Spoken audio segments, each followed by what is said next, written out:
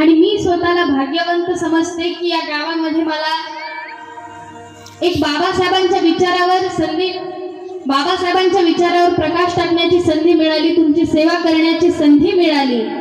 कारण या गावाशी माझं एक वेगळं नातं आहे. नंतर ते कारण कसलाच वेळ न करता कार्यक्रमाला सुरुवात करते. लक्ष असू द्या. प्रस्ताव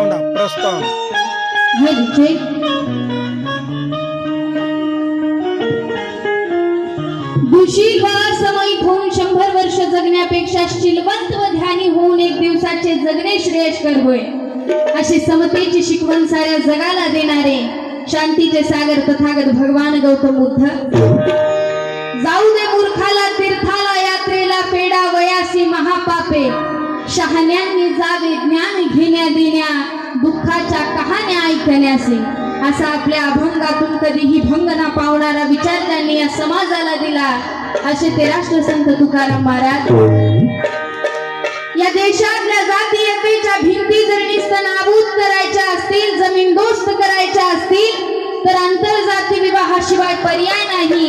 असा 12व्या शतकामध्ये या जाती व्यवस्थेवर कडाडून हल्ला करणारे महात्मा बसवेश्वर महाराज, हिंदवी स्वराज्याच्या संस्थापिका, एक आदर्श मातृत्व, आकाशात कडाडणाऱ्या बिजनी सुताजीचा आदर्श घ्यावा, अशा त्या राजमाता राष्ट्रमाता मासाहेब जिजाऊ, हिंदवी स्वराज्याचे संस्थापक, एक आदर्श पुत्र, लोककल्याणकारी प्रशासक, हिकमती लढवय्या, सज्जनांचा कैवारी, दुर्जनांचा कर्दनकाळ, या नव्या युगाचा निर्माता छत्रपती शिवाजी महाराज.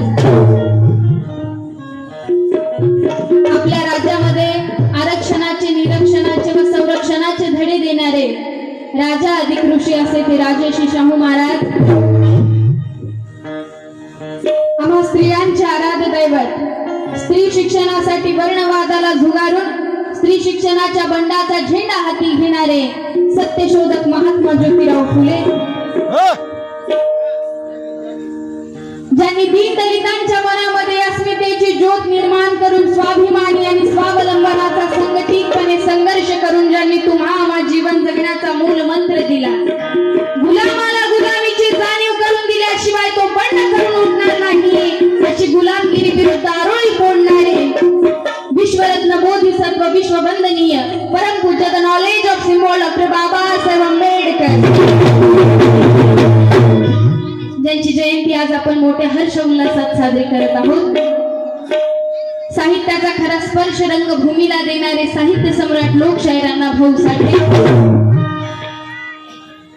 माता यशोधरा, माता सावित्री, माता रमाई, माता भीमाई, मा यशोधरा, माता वालुकाई, मा फातिमा शेख, आणि ज्यांनी डॉक्टर बाबासाहेब आंबेडकरांचे विचार आपल्या गीताच्या माध्यमातून, प्रबोधनाच्या माध्यमातून खेडोपाडी, गाव वस्ती, तांड्यापर्यंत पोहोचवण्याचं काम केलं, असे कवी गायकांचे कवी गायक लोककवी वामनदादा कर्डक. या देशाच्या स्वातंत्र्यासाठी ज्या ज्या हुतात्म्यांनी आपला प्राणपणाला लावला, अशा हुतात्म्यांना, महामानवांना, महामाईंना मी त्रिवार अभिवादन करते. महाराष्ट्राचे सुप्रसिद्ध गायक आदरणीय माझे गुरुवर्य बापूरावजी जोंदाडे सर आणि माझे जन्मदाते आई वडील यांच्या चरणाशी नतमस्तक होऊन मी माझ्या कार्यक्रमाला वंदन गीताने सुरुवात करते. लक्ष असू द्या.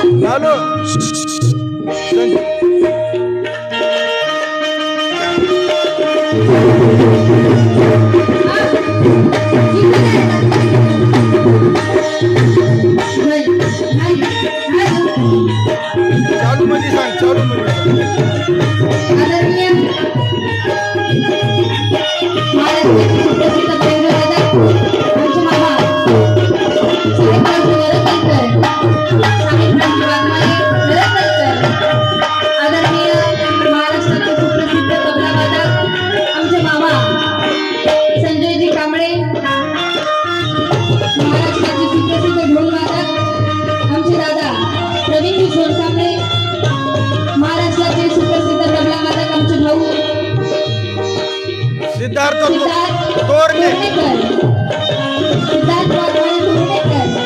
महाराष्ट्राचे सुप्रसिद्ध गायक